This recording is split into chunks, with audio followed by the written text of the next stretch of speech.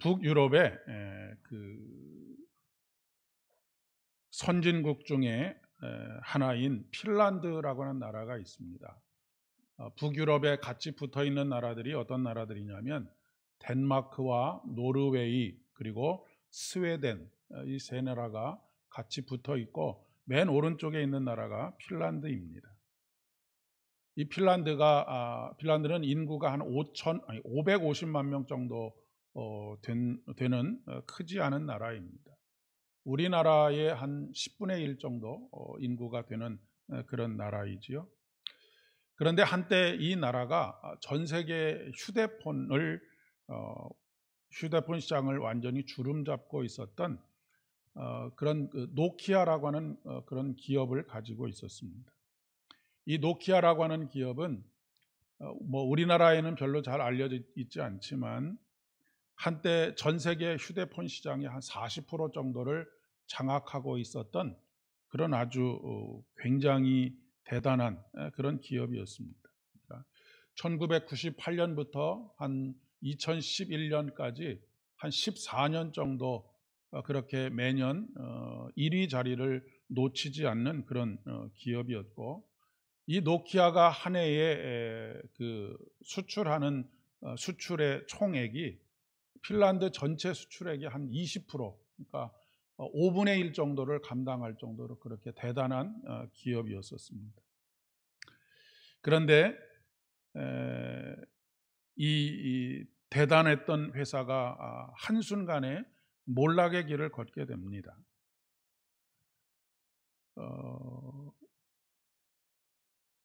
그 이유는 여러 가지가 있지만 가장 그 중요한 이유는 애플이라고 하는 휴대폰을 만든 새로운 강자가 나타났고, 거기에 우리나라의 삼성전자가 또 필적할 만한 그런 그 세력으로 나타나게 되었고, 그런 가운데에서 이렇게 외부의 강력한 그 대적자들이 나타났기 때문이기도 하지만, 언제나 무너지는 것은 내부의 문제로 무너지게 됩니다. 그러니까 내부가 단단할 때에는 외부의 적을 막아낼 수 있는데, 내부가 허술하게 되면 외부의 적을 감당해내는 것이 불가능하게 되지요. 물론 지금도 이 노키아라고 하는 회사는 나름대로 휴대폰 사업은 완전히 접었지만 전 세계 네트워크 시장의 1위 기업으로 여전히 살아남아 있기는 합니다. 그런데 이 노키아라고 하는 회사가 몰락을 하게 된, 이 휴대폰 사업이 몰락하게 된 이유들이 몇 가지 있는데, 그 첫째는 자기 기술에 대한 확신을 가지고 있었다라고 하는 것입니다. 그러니까 우리 기술은 타의 추종을 불허하는 기술이기 때문에 쫓아올 수 없을 것이다 라고 하는 그런 생각을 했다라고 하는 것이죠. 그리고 두 번째는 시장 점유율에 대한 자만이 그들을 몰락의 길로 멀어지게 했다라고 하는 것입니다. 전 세계 시장의 40% 정도를 이렇게 장악을 하고 있었으니까 그렇게 생각할 만도 하겠죠. 이렇게 되다 보니까 자기 몸집이 이렇게 크니까 다른 사람들하고 협업을 하기보다는 독자 노선을 걷는 것을 선택을 합니다. 그리고 이제 마지막 네 번째는 시대착오적인 상황 인식을 하게 되고, 그리고 나서 그것이 오히려 잘못된 전략을 선택하게 되는 오류를 범하게 되는 것이죠. 저는 이 노키아 기업의 이 몰락의 모습이 한국 교회를 그대로 빼닮았다라고 그렇게 생각이 되어집니다. 한때 20%, 25%를 자랑하는, 그래서 네 사람 중에 한 사람은 기독교인이다, 그리스도인이다라고 숫자를 자랑하던 때가 있었습니다. 그리고 또 한 가지는 이 사회와 어우러져서 협업을 하면서 살아가기보다는 우리 스스로 우리 자신을 고립시키는 어리석음이 우리에게 있었던 것이죠. 그리고 지금 우리 시대가 어떻게 흘러가고 있는지에 대한 시대 상황을 잘못 판단하고 잘못 판단하게 되면 잘못된 처방이 나올 수밖에 없지요.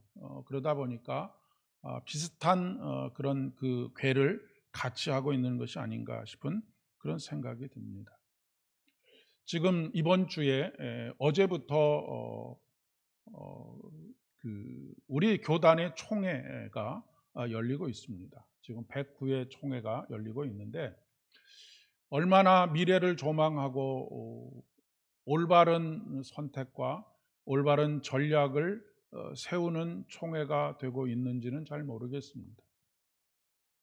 아무쪼록 기도하기는 그곳에 하나님의 은혜와 하나님의 성령의 역사가 함께 하셔서 정치적인 입지 아니면 뭐 다른 어떤 것에 대한 논란 이런 것들이 아니고 앞으로의 10년, 20년 후를 내다보고 올바른 전략들을 수립하고 올바른 판단을 가지고 한국 교회, 지교회들을 이끌어갈 수 있었으면 좋겠다라고 하는 마음으로 기도하고 있는 중에 있습니다.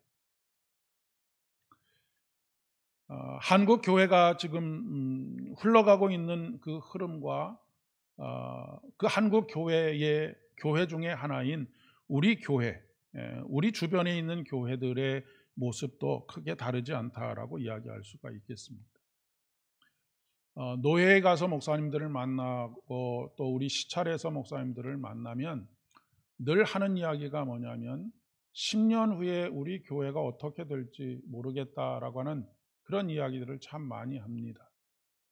왜냐하면 뭐 우리 교회도 그렇지만 거의 대부분의 교회들이 연령적으로 점점 이렇게 고연령의 성도들이 교회의 주를 이루고 있는 그런 상황 속에 있고 또 출산율의 저하로 말미암아서 그리고 또 종교에 대한 거부감과 무관심으로 인해서 점점 교회 안에 다음 세대들이 줄어들어가고 있기 때문에 그렇습니다.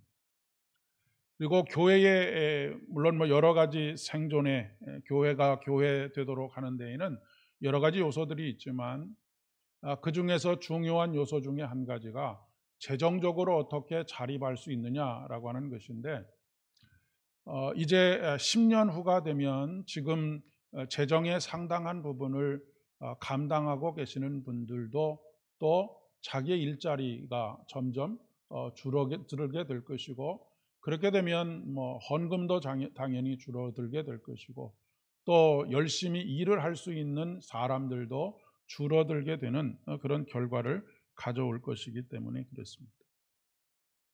그렇기 때문에 무엇보다도 우리들이 올바른 선택, 변화에 대한 민감함을 가지고 옳은 판단과 옳은 선택을 해야 하겠다라고 하는 것입니다.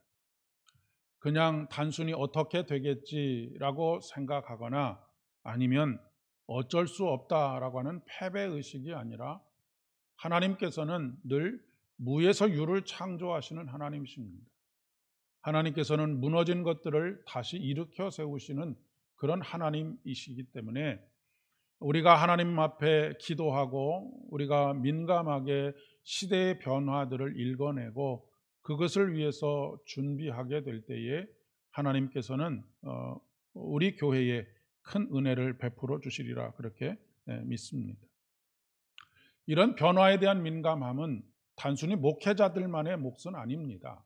그리고 교회의 지도자들, 특별히 당회원들만의 몫은 아닙니다. 목회자와 당회원들이 그런 생각을 가지고 있고 민감한 판단력을 가지고 있다 하더라도 우리 모두가 다 함께 이것의 변화를 이루어가지 않으면 어려움에 직면할 수밖에 없는 것이죠. 오늘 본문의 말씀 속에서도 분명히 하나님께서는 성령의 감동과 역사를 통해서 예루살렘과 온 유대와 사마리아와 땅끝까지 이르러 내 증인이 되리라 라고 말씀하셨고 오늘 본문의 말씀에서는 베드로에게 내가 그러니까 내가 정하다라고 이야기한 것, 깨끗하다라고 이야기한 것을 네가 부정하다라고 말하지 말아라라고 3번이나 말씀하시는 일들이 있지 않습니까?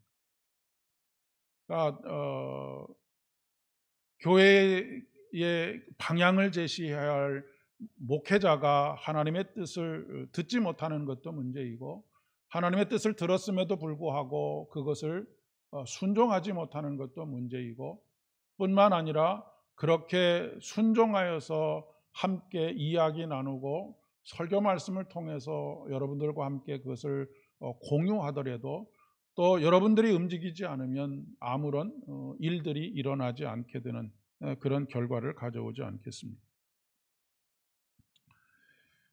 오늘 말씀의 핵심은 개방성이라고 그렇게 이야기할 수가 있겠습니다. 교회 공동체가 더 이상 문을 닫고 있지 않고 세상을 향하여 문을 열어야 한다라고 하는 것이고, 뿐만 아니라 우리가 세상을 향하여 나아가야 하고 세상이 교회 안으로 들어올 수 있도록 해야 한다라고 하는 것을 이야기해 주고 있습니다. 예수 그리스도께서 이 땅에 오시기 전까지 성령께서 오셔서 제자들에게 감동하시기 전까지 여전히 제자들은 유대교의 울타리 안에 머물러 있었습니다. 이 당시까지만 해도 독자적으로 모여 있기보다는 유대인들의 회당에 한 시간을 빌어서 예수를 따르는 사람들이 함께 모여 있었던 것이죠. 그러니까 그 울타리 안에 안주하고 있었다라고 그렇게 이야기를 할 수가 있겠습니다. 그런데 이 여호와 신앙이, 유대교의 여호와 신앙이 예수 그리스도를 말미암아서 이제는 유대교에서 벗어나서 그리스도교로서의 확장성을 가져야 한다라고 하는 것을 오늘 본문이 이야기하고자 하는 것입니다. 유대인들은 하나님의 자녀가 아니라, 유대인만 하나님의 자녀가 아니라 이방인을 포함한 모든 피조물들이 하나님 앞에 서야 할 존재들이고 또 구원받아야 할 존재들이다라고 하는 것을 말하고 싶은 것이 오늘 본문의 이야기입니다. 그렇기 때문에 예수님께서는 이 땅에 오셔서 유대인들이 부정하다라고 낙인을 찍고 그렇기 때문에 가까이 하려고 하지 않고 외면해왔던 사람들과의 접촉을 끊임없이 해오셨다라고 그렇게 이야기할 수가 있겠습니다. 그런데 사실 우리는, 한국 교회는 그동안 이 산업화의 열매들이 풍성하게 나타나는 과정 속에서 자꾸 교회를 키우는 데에만 관심을 가져왔던 것이 사실입니다. 어떻게 하면 큰 건물을 지을까에 몰두해왔던 것들이 또 사실이지요. 그래서 내적인 에너지들이 쌓여가게 되었는데, 이 내적인 에너지들을 발산할 수 있는 사이즈가 넘게 되면 내적인 에너지들이 안으로 축적이 되게 됩니다. 그리고 내적인 에너지들이 안으로 축적이 되다 보면 폭발이 일어나게 되어져 있습니다. 이것이 교회가 갈등을 겪게 되는 가장 중요한 이유가 되는 것입니다. 지금 지구도 여러 곳에서 화산이 폭발하지 않습니까? 화산이 폭발하는 이유는 내부의 에너지들이 계속해서 쌓여가고 있기 때문에 그렇습니다. 그것이 분출되지 않으면 아주 큰 일이 벌어지게 되는 것이죠. 초기 예루살렘 교회가 그랬습니다. 초기 예루살렘 교회에서도 우리가 아는 것처럼 헬라파 과부들과 그 히브리파 과부들 간에 이 구제의 불공평함이 나타나게 되었고, 그것으로 인해서 교회가 갈등이 생기지 않습니까? 예루살렘 교회가 예수님의 명령처럼 유대 땅으로 퍼지고 예루살렘에서 유대 땅으로 퍼져가고 또 사마리아와 땅끝을 향하여서 나가기 시작했으면 벌어지지 않았어도 될 일이었는데 자꾸 내부적으로 에너지들이 응축이 되다 보니까 그런 일들이 벌어지게 되었던 것이죠. 그런데 하나님께서는 이 스데반 집사님의 순교의 사건을 통해서 이스라엘 백성들이 흩어지도록 하십니다. 물론 우리 주님께서 스데반 집사님의 순교를 스데반 집사님이 순교하도록 만드신 것은 아니지요. 그런데 우리에게 벌어지는 여러 가지 사건들을 통해서 하나님께서는 일하신다라고 하는 것을 우리는 기억해야 합니다. 하나님께서는 항상 우리의 인간의 위기를 통해서 일하십니다. 그렇기 때문에 우리가 늘 기억해야 할 것은 우리가 삶에서 직면하는 위기는 하나님께서 일하기 시작하실 시간이구나라고 하는 것을 꼭 기억할 필요가 있겠습니다. 하나님께서는 때로는 우리의 실패를 통해서 일하십니다. 왜냐하면 우리가 실패했을 때 그동안 내 길을 고집하고 하나님에 순종하지 않았던 삶이 하나님을 향하여서 순종의 길을 걷게 되는 경우들이 많이 생기기 때문에 그렇습니다. 그동안 한국 교회는 폐쇄적이다라고 하는 말을 참 많이 들어왔습니다. 그리고 실질적으로 교회는 많이 닫혀져 있었습니다. 일주일에 한 번, 두 번 사용하기 위해서 어마어마한 건물들을 지어놓고 그것을 일주일 내내 아무것도 사용하지 않는 그런 공간들로 놔두었었던 것이죠. 그래서 더 이상은 사람들이 찾아오지 않는 공간이 되고 말았습니다. 물론 보안적인 면에서 도둑의 염려도 있고 여러 가지 관리의 측면에서는 분명히 관리가 필요하기도 하지만 교회를 대사회적으로 열어놓아야 한다라고 하는 면에 있어서는 이론의 여지가 없을 것 같습니다. 예수님의 수제자였던 베드로도 오늘뿐만 아니라 여러 번에 걸쳐서 머뭇머뭇거리는 그런 모습을 보여주고 있습니다. 특별히 갈라디아 교회에 방문하였을 때 베드로가 이방인들과 교제를 하다가 예루살렘에서 온 사람들, 예루살렘에서 온 그리스도인들로 인해서 몸을 긴급하게 숨기는 일이 벌어지게 되었던 것을 우리는 기억합니다. 왜 그렇게 되었느냐면 예루살렘에서 온 사람들에 의해서 베드로가 이방인들과 함께 먹고 마시고 말씀을 나누고 교제한다라고 하는 것을 공격당할까 봐 하는 염려 때문에 그렇게 했던 것이죠. 이것으로 인해서 나중에 사도 바울이 베드로에 대해서 아주 강하게 그 경책을 하고 있는 것을 우리가 기록을 통해서 알 수가 있습니다. 오늘 이 사건 속에서도 로마 군대의 백부장인 고넬료라고 하는 사람은 하나님을 두려워하는 사람이었습니다. 여기서 하나님을 두려워했다라고 하는 것은 단순히 어떤 불안과 공포의 대상으로 보았다라고 하는 것이 아니라 경외로움의 대상으로 보았다라고 하는 것입니다. 이런 경외로움은 어떤 때 경험하게 되느냐면 하나님이 얼마나 거룩하신 분인가라고 하는 것을 깨닫게 될 때, 그리고 그 거룩하신 아버지 하나님 앞에 있는 나 자신이 얼마나 초라하고 얼마나 연약한 그런 죄인인가라고 하는 것을 깨달을 때 오게 되는 감정이 바로 두려움이라고 하는 감정입니다. 그러니까 하나님의 거룩하심 앞에 압도당했다라고 하는 것을 표현하는 것이죠. 이 고넬료는 로마의 군대의 백부장이었습니다. 백부장이라고 하는 것은 100명의 부하들을 거느리고 있는 그런 장교라고 하는 이야기입니다. 직업 군인으로 이곳까지 오게 되었는데 예전에 한번 말씀드렸지만 이 지금 백부장이 있는 가이사랴라고 하는 곳은 군인들 중에 로마의 시민권이 없는 군인들, 특별히 이런 군인들을 이곳으로 보내서 그곳에 가서 사실 이 이스라엘 땅, 유대 땅은 워낙에 이 독립운동이 활발하게 다른 나라들과 비교해서 독립운동이 활발하게 벌어지는 곳이었기 때문에 로마 사람들, 로마의 그 왕과 관리들에게 있어서는 골칫덩어리였었습니다.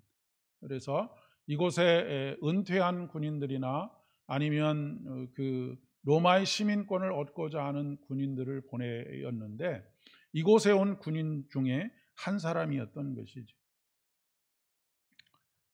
그런데 그는 놀랍게도 그곳에 와서 처음 접했는지는 모르겠지만 여호와 신앙을 가지고 있는 사람이었습니다. 그리고 그는 기도하는 사람이었고, 뿐만 아니라 그는 또한 백성들, 유대인들을 구제하는 것을 아주 즐거워하는 그런 사람이었습니다. 그런데 그가 어느 날 베드로를 그의 집으로 데려오라고 하는 하늘의 음성, 하나님의 음성을 듣게 되지요. 그리고 즉각적으로 그 하나님의 음성에 순종하게 됩니다. 그리고 나서 이제 그의 하인을 요바에 있는 베드로에게, 시몬이라고 하는 사람의 집에 머물고 있었던 베드로에게 보내게 되지요. 요바라고 하는 것은 그 이스라엘 서쪽의 해안가에 있는 도시입니다. 예루살렘이 이곳에 있으면 약간 북서쪽으로 한 50km 정도 되는 거리에 있는 곳이고, 이 요바에서부터 또 북쪽으로 쭉 해변을 따라서 올라가면 가이사랴라고 하는 도시가 있습니다. 이 요바에서 가이사랴도 한 50km 정도의 거리가 떨어져 있는 것입니다. 지금 고넬료의 하인이 이 5km 정도 되는 거리를 뭐 말을 타고 갔는지 걸어갔는지는 모르겠지만 지금 베드로를 데리러 가고 있는 중이었습니다. 이 베드로의 종이 가이사랴에서 요바로 내려오는 동안에 하나님께서 이 베드로에게 환상 가운데 나타나게 됩니다.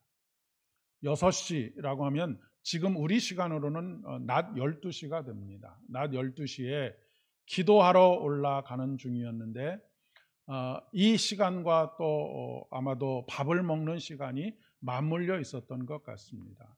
식사를 준비하는 것을 기다리는 동안에 그가 환상을 보게 되는데, 바로 오늘 본문 말씀에 있는 환상을 보게 되지요. 하늘이 열리고 한 그릇이 내려오는 것을 보게 됩니다. 그리고 그 안에는 땅에 있는 각종 네 발 가진 짐승과 기는 것과 공중에 나는 것들이 들어있었다라고 기록하고 있습니다. 구약 성경에서 부정하다, 가증하다라고 표현되어지는 것, 그래서 먹지 말라라고 명령하신 것들입니다. 그런데 이 구약에서 그 접촉하지 말라고 하신 것, 먹지 말라고 하신 모든 것들, 이 모든 것들은 예수 그리스도의 십자가의 사건을 통해서 요한계시록의 말씀에 보면 무엇이라고 하나님께서 말씀하시냐면 내가 만물을 새롭게 하노라 라고 말씀하십니다. 그러니까 이제까지 부정했던 모든 것들이 다 정하게 되었다라고 하는 것입니다. 이것이 오늘 말씀에서 하나님께서 내가 정하게 만든 것, 깨끗하다라고 말하는 것을 왜 네가 부정하다라고 말하느냐라고 그렇게 말씀하시는 이유가 바로 여기에 있습니다. 우리 주님께서 십자가에 달려 돌아가심으로 말미암아서 모든 피조물들이 새로운 피조물이 되었습니다. 깨끗한 것이 되었다라고 하는 것입니다. 그런데 깨끗하게 된 이것을 예수 그리스도를 영접함으로 말미암아 그분을 믿는 사람들이 구원을 얻게 되는 것입니다. 그 구원을 내 안에서 누리게 되고 그 영원한 생명을 내 안에서 누릴 수 있게 되는 것이죠.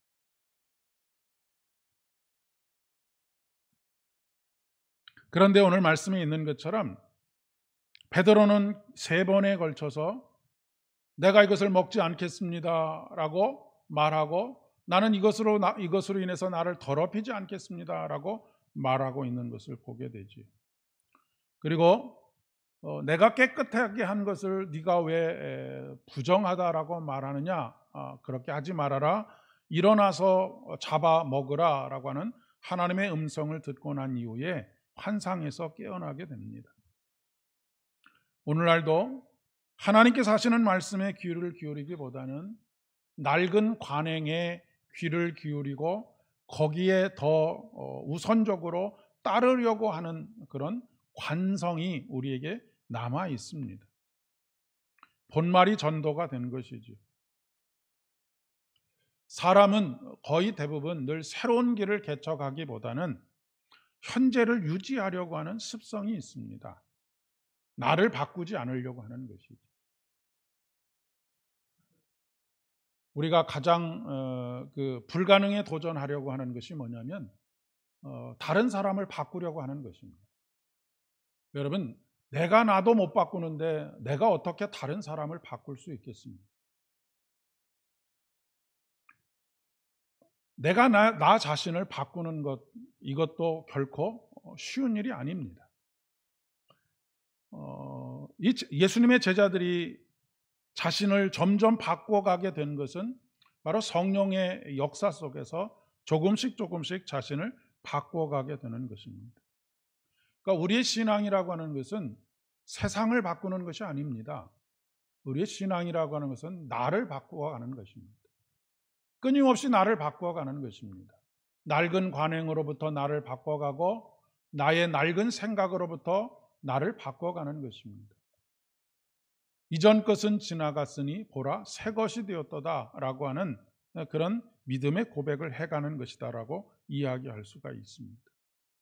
그런데 우리는 늘 무엇을 기도하느냐면 하나님 나를 바꿔주십시오라고 기도하기보다는 하나님 저 사람을 바꿔주십시오, 하나님 교회를 바꿔주십시오, 하나님 세상을 바꿔주십시오라고 기도하지요. 그러나 여러분, 절대로 세상은 바뀌지 않습니다. 옆에 있는 사람도 바뀌지 않습니다. 그런데 놀라운 일은 이 한 가지 있습니다. 내가 바뀌면 옆 사람이 새롭게 보입니다. 내가 바뀌면 남편이 새롭게 보이고 아내가 새롭게 보입니다. 내가 바뀌면 세상이 새롭게 보이게 되어져 있습니다.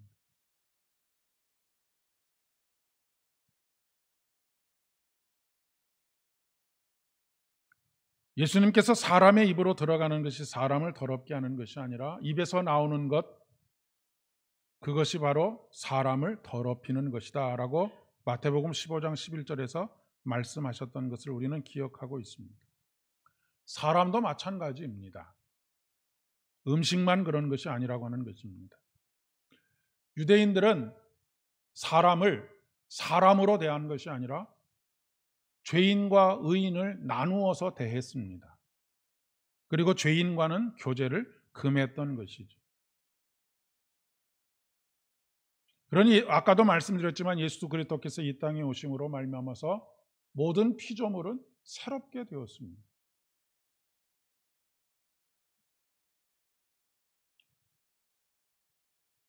참 놀라운 일은 고넬료 한 사람의 이 변화가 고넬료 주변에 있는 많은 사람들의 변화로 이어졌다라고 하는 것입니다. 고넬료는 사도 베드로가 집에 당도하기 전에 가족들과 친척들을 불러 모았습니다. 그 사람들은 다 이방인들입니다. 유대인들이 죄인이라고 규정 짓는 사람들로 가득 차 있던 것이죠. 그런데 사실 이런 일들이 우리에게 필요합니다. 교회와는 전혀 담 쌓고 살던 한 사람을 전도하게 되면 어떤 경우에 고구마 줄기에 고구마가 주렁주렁 달려서 들어오는 것처럼 예수를 믿지 않던 사람들이 그렇게 달려 들어올 때가 있습니다. 그런데 우리가 만나는 사람들은 늘 교회 안에 있는 분들이 거의 대부분이죠. 교회 안에서 어떤 전도를 할 수 있겠습니까? 다 하나님을 믿는 사람들인데. 그리고 베드로가 이 고넬료의 집을 방문함으로 인해서 고넬료의 집에는 잔치가 벌어지게 되었습니다. 고넬료 한 사람의 기쁨으로 머물러 있지 않고 그 가정과 일가와 친척들에게 큰 잔치가 벌어지게 되었다라고 하는 것입니다. 저와 여러분이 가는 곳에 매일매일 잔치가 벌어지는 큰 은혜가 있기를 진심으로 축복합니다. 그로 인해서 고넬료의 집은 성전이 되었습니다. 그곳에서 예배가 드려졌고 하나님을 경외하고 찬양하는 일이 벌어졌기 때문에 그렇습니다. 이 당시의 교회는 지금과 같은 모습의 교회가 아닙니다. 가정에서 사람들이 모여서 교회를 이룬 것입니다. 건물로서의 교회가 아니라 하나님의 거룩한 성전으로서의 택함을 받은 사람들, 세상으로부터 불러냄을 받은 사람들이 모여서 무리를 이뤘는데 그 무리가 바로 교회를 이루게 된 것입니다. 어떤 목사님들 혹은 장로님들이 내가 신앙생활을 몇십 년 하면서 교회를 몇 개 세웠다라고 그렇게 자랑하시는 분들이 종종 있습니다. 뭐 교회를 3개를 개척했다, 5개를 개척했다 하시는 분도 계십니다.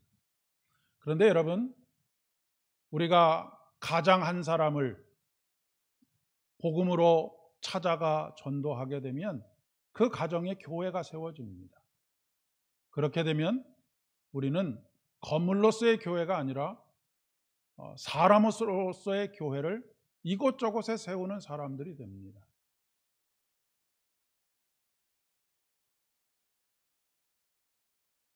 그리고 베드로는 그곳에 머물러서 며칠을 더 유하게 되지요. 그리고 그들의 기쁨이 더 풍성해졌음을 우리가 알 수가 있습니다. 복음은 전하는 데서 끝나는 것이 아닙니다. 모든 물건에는 AS라고 하는 것이 있습니다. 애프터 서비스가 필요합니다. 복음을 전하는 것으로만 끝나는 것이 아니라 반드시 애프터 서비스가 있어야 합니다. 그러니까 지속적인 관심과 지속적인 그런 영적인 후원들이 필요하다라고 하는 그런 이야기입니다. 저는 우리 교회가 나가야 할 방향이 여기 있다라고 그렇게 믿습니다. 그리고 그것을 믿는 대로 행하려고 애를 쓰고 있습니다. 그런데 아까 말씀드린 것처럼 이것이 저 한 사람의 생각에만 머무르면 우리 교회는 10년 후에도 지금과 똑같은 모습으로 남아 있을 것입니다. 우리가 가야 하고 그리고 우리가 마음껏 드나들 수 있도록 있을 수 있는 그런 교회를 만들기 위해서는 울타리를 허물어야 합니다. 앞으로의 교회는 얼마나 교회가 개방되어 있느냐라고 하는 것이 건강한 교회의 척도가 되지 않을까 싶습니다. 물론 저항도 만만치 않습니다. 아까도 말씀드렸지만 베드로가 끊임없이 머뭇거릴 수밖에 없었던 이유가 여기 있고 제자들이 끊임없이 머뭇거릴 수밖에 없었던 이유가 바로 여기 있었습니다. 굉장한 저항들이 있었기 때문에 그렇습니다. 그런데 새로운 질서는 기존의 질서를 무너뜨리지 않고서는 불가능합니다. 기독교 신앙의 출발은 창조와 재창조입니다. 성경의 가장 첫 번째 책, 첫 번째 구절이 하나님께서 세상을 창조하셨다라고 하는 것입니다. 그것은 무너진 곳에 다시 하나님의 세계를 일으켜 세우는 것입니다. 미래를 준비하는 것, 오늘 미래를 준비하는 교회라고 하는 제목으로 말씀을 지금 나누고 있는데 미래를 준비한다라고 하는 것은 그냥 미래를 상상하는 것만이 아니고 현재를 바꾸는 것입니다. 지금 우리가 살고 있는 그리고 우리가 직면하고 있는 현재는 과거의 결과입니다. 그런데 지금 우리가 우리 자신을 바꾸면 우리의 미래가 바뀌게 되어져 있습니다. 우리 교회도 그렇게 되리라 그렇게 믿습니다. 이것은 미루어서 될 일이 아니라고 생각합니다. 지금을 바꾸는 일, 지금의 나를 바꾸는 일, 지금의 우리 공동체를 바꾸는 일, 그 바꾸는 일을 했을 때 10년 후에 지금 나를 바꾸고 우리 공동체를 바꾼 결과들이 분명하게 나타나리라 그렇게 생각합니다. 하나님께서는 항상 새로운 시대를 열어가십니다. 하나님께서는 항상 날마다 만물을 새롭게 하시는 분이시기 때문에 그렇습니다. 새로운 시대란 새로운 관계를 만들어가는 것입니다. 새로운 관계는 열어놓는 것을 통하여서 관계들이 만들어져 가게 됩니다. 그러하기 위해서 하나님께서는 우리를 보내십니다. 오라고 하기보다는 먼저 가야 합니다. 그리고 우리는 그런 표현을 사용합니다. 세속의 성자로 살아가야 한다라고 하는 것입니다. 세속에 물드는 사람이 아니라 세속의 성자로, 거룩한 사람, 구별된 사람으로 살아가는 것입니다. 그러면 가는 곳마다 교회가 세워지게 될 것이고, 그곳에서 하나님의 은혜와 사랑이, 그리고 매일매일의 잔치가 벌어지는 그런 삶의 현장을 목격하게 되리라, 그렇게 믿습니다. 함께 기도하겠습니다. 아버지 하나님, 은혜를 진심으로 감사를 드립니다. 오늘 우리의 삶의 모습 속에서 우리는 많은 생각들을 하게 됩니다. 어쩔 수 없다라고 생각하기도 하고, 무엇을 할 수 있겠는가라고 생각하기도 합니다. 그러나 분명한 것은 우리가 성령, 새롭게 하시는 영이신 성령 하나님을 통하여서 우리 자신을 새롭게 하고 우리 공동체를 새롭게 하게 될 때에 하나님께서 우리의 미래를 참으로 아름다운 생명의 열매들로 가득한 그런 공동체로 만들어 가실 줄을 믿습니다. 이 믿음을 가지고 끊임없이 하나님의 음성을 듣고 순종하는 저희들 되어질 수 있도록 은총을 더하여 주시옵고, 오늘도 겸손하게 하나님, 세상을 바꿔주십시오가 아니라, 하나님, 저 사람을 바꿔주십시오가 아니라, 하나님, 나를 바꾸어 주십시오. 나를 불쌍히 여겨 주십시오. 나에게 긍휼과 자비를 베풀어 주십시오라고 기도하는 우리 모두가 되어줄 수 있도록 은혜를 더하여 주시옵소서.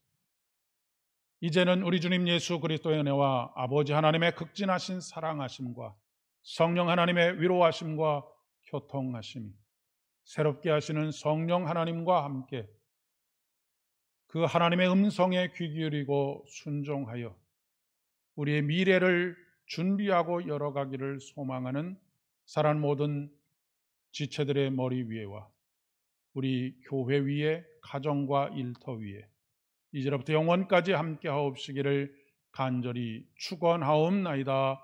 아멘.